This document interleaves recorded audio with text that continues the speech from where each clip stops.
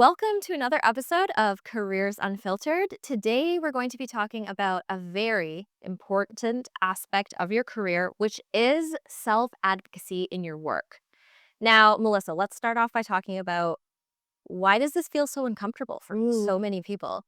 self-advocacy for a lot of people feels like bragging.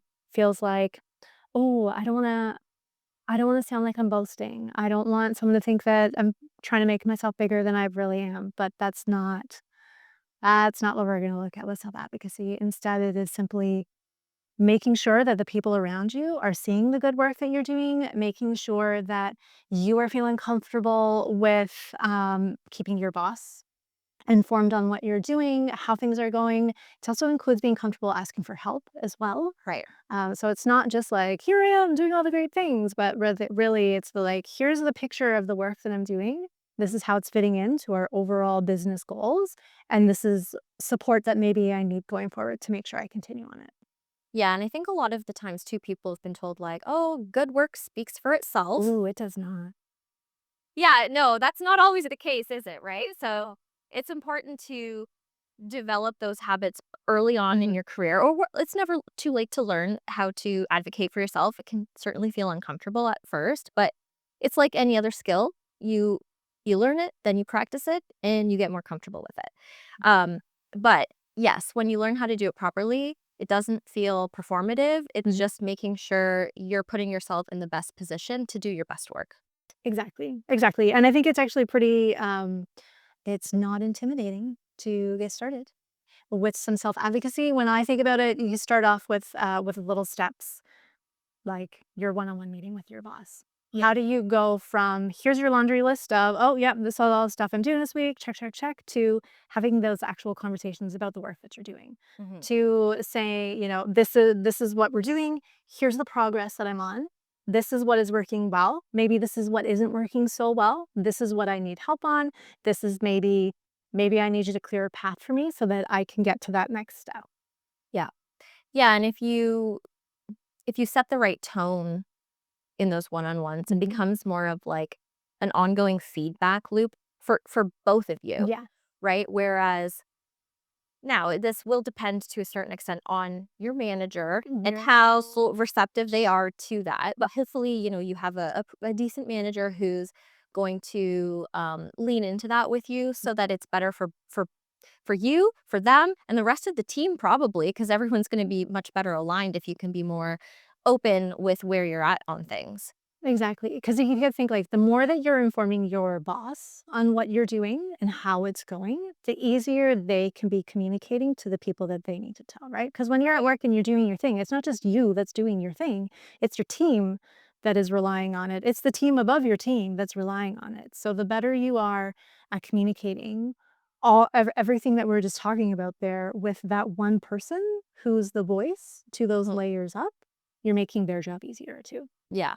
And I think sometimes people, once again, this environment and the person you're working with does play a huge role in this. But I think in general terms, a lot of people are also afraid to request additional time with their Mm. managers. But if you're going through something that's maybe more complex, maybe more ambiguous, and you really need that additional, maybe even a pulse check, not necessarily to like validate, but just get a sense if you're on the right track, that can also be helpful and avoid later more costly mistakes down the road.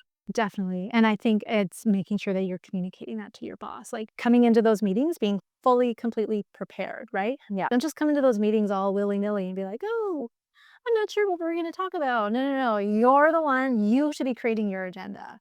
Yeah. You're the one that should be driving. That is the time that you have with your boss, so own it. Yeah. Like, make the most out of it that you can. Don't just rely and be like, whether you have the most amazing boss or you have the most terrible boss, Yeah. don't let them be in the driver's seat of that conversation because that conversation is there for the benefit of you, right? Yeah. So if you need that extra meeting, make sure that you're coming to that meeting prepared and make sure you're setting the stage before that meeting. Right. Okay, this is why I need to talk to you.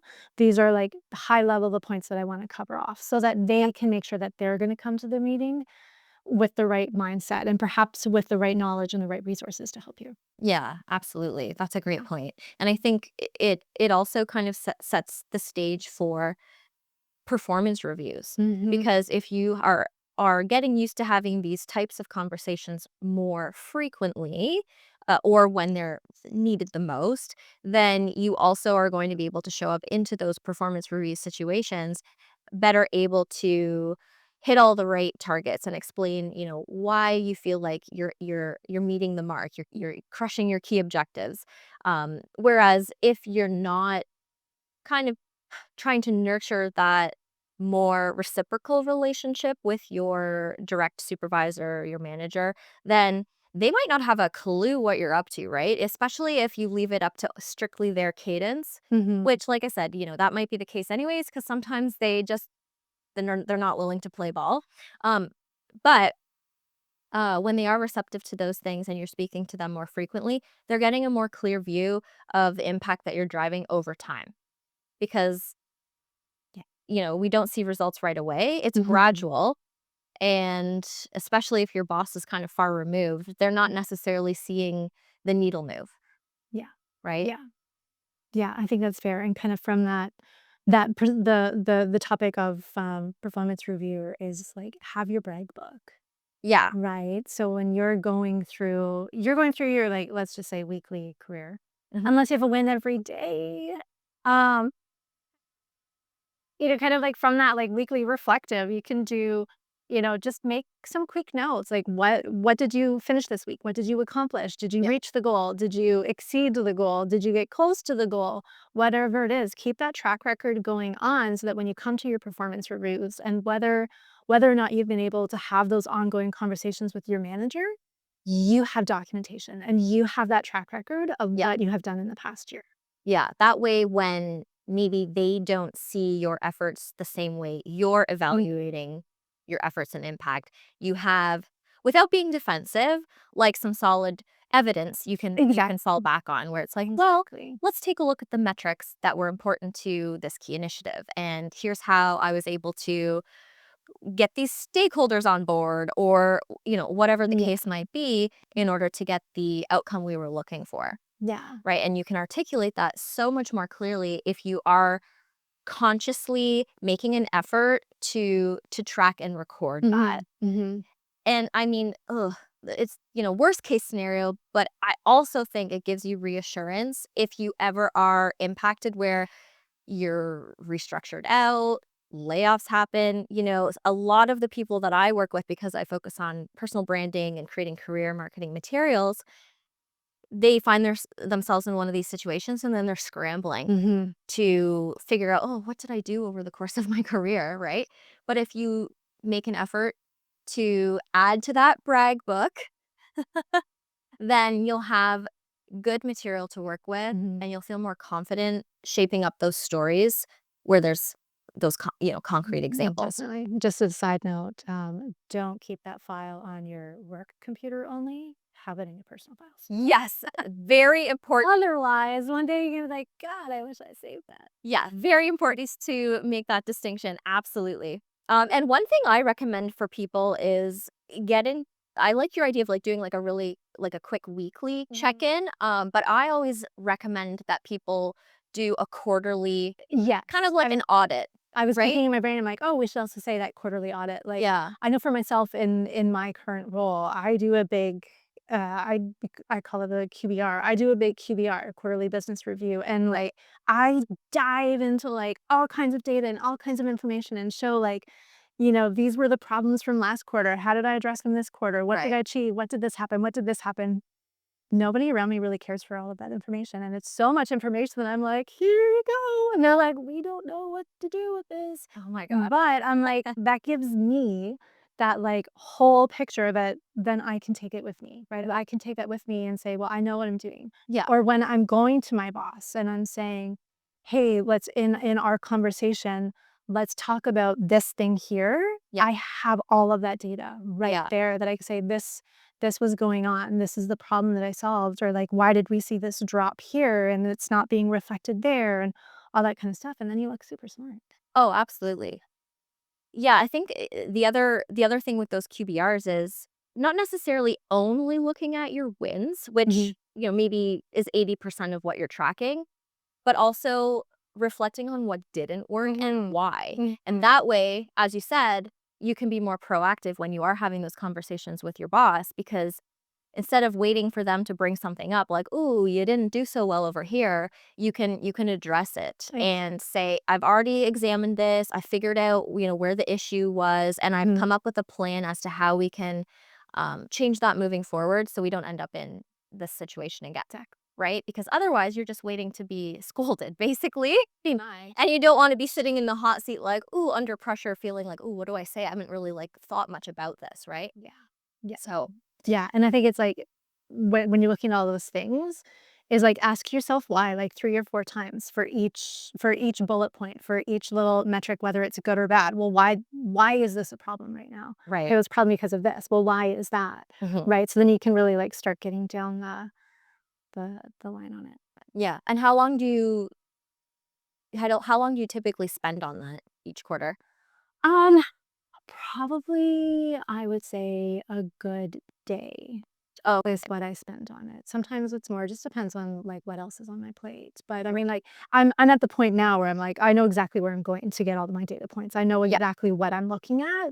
If I have to, like, go and start doing something from scratch, then it's obviously taking a lot longer because now Right. I'm trying to figure out, well, where am I gonna get that information from? And then determining, like, okay, well, is this piece of information actually, like, important information? Does it really matter? Is it just, like, nifty for me to know? Is this nifty for my boss to know? If it's Mhm. nifty for my boss to know, then what do I wanna be pairing it with? That kind of thing. Yeah.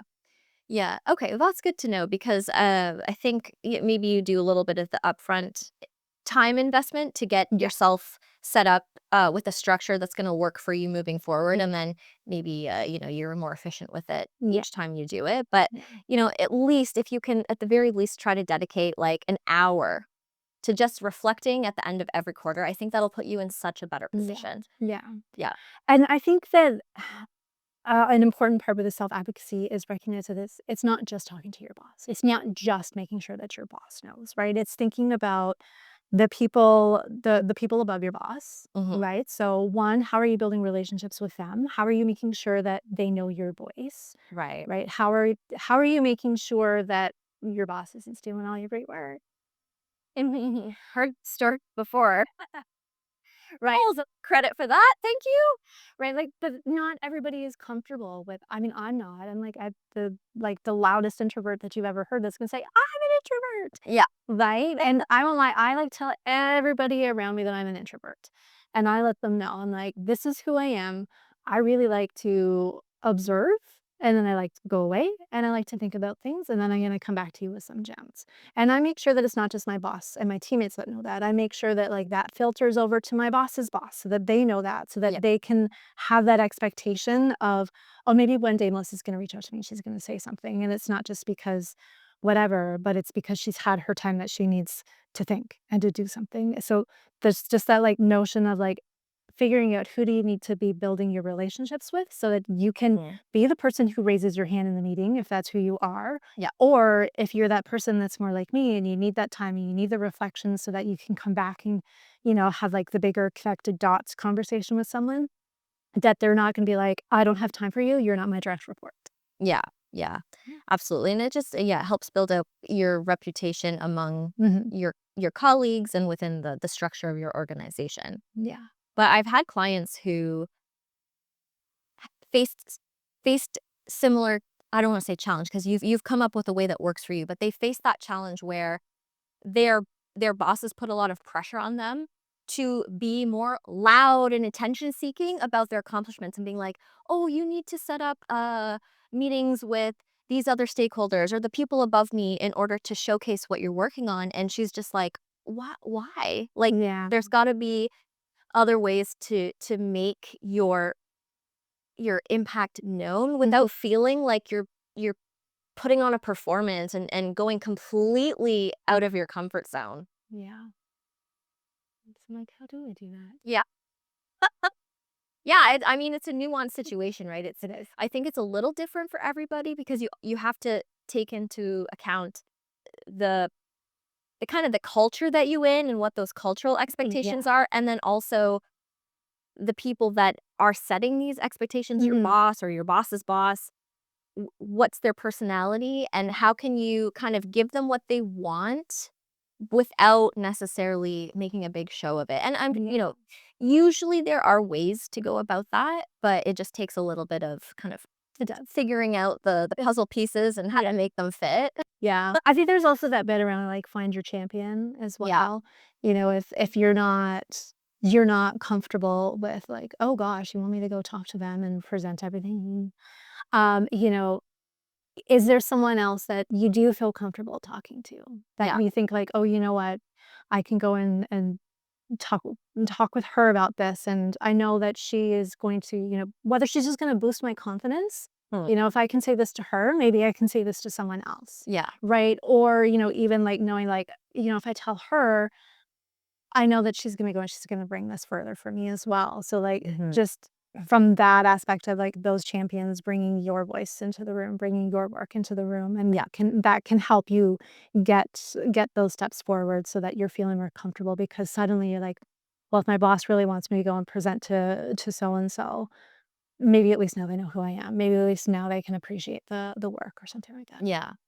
Yeah, and some cultures aren't very good at creating an environment where we kind of acknowledge everyone's value and we lift each other up. So, I mean, you can't change that overnight, and you might be fighting an uphill battle, but you can also try to create those small changes by, you recognizing other people when Yeah. they do good work and like putting a public kudos out so then other members of the team can see that you're trying to foster that um that space for recognition, validation, Mhm. and recognizing people for when they have made some significant impact or win. Um, but yes, it can certainly feel daunting if you're in an environment where it's not like that. And if that's the case, maybe it's an indication that you've had your run at that company, and maybe it's not always easy to make a transition, but to start looking at, okay, what's my exit strategy? Because you can only fight for so long in an environment where it's just not suitable for you, and eventually you're going to hit a wall and feel that sense of burnout. Yeah. So there's definitely strategies for self-advocacy. They're important because they're going to prevent you from reaching that wall. Mhm. Um, but if you find yourself in that type of environment that's just a little too toxic for your liking, then it gives you good insights as to what you want to look for moving forward. It does. It does. I always have the idea of, what's my no list? Mhm. Yeah. Those are the things that go on there, folks. Yeah, and that's right, and self-advocacy is also, like, knowing what you won't tolerate anymore, Yeah. and if it reaches that crucial boiling point, then it's time to move on for your own sanity. Now, easier said than done, but if you've, gone ahead and followed these tips in order to create your brag book and feel comfortable and confident in what you want moving forward, it will make that transition a bit easier. Definitely. But self-advocacy, it's career preservation, it's gonna help you get what you want out of your career and out of life. Just to recap, it feels uncomfortable at first, but It's worth it it. it's worth it. It's like a muscle. Just work it and you'll build it over time. Definitely. All right. Well, thanks for joining us, and we look forward to our next chat. If you're interested in being part of an episode of Careers Unfiltered, you can head to brightsidecareers.ca/podcast. There's a short form where you can share a question, career dilemma, or topic you'd like us to explore. And let us know if you'd be open to a future call in conversation. We're looking forward to hearing from you.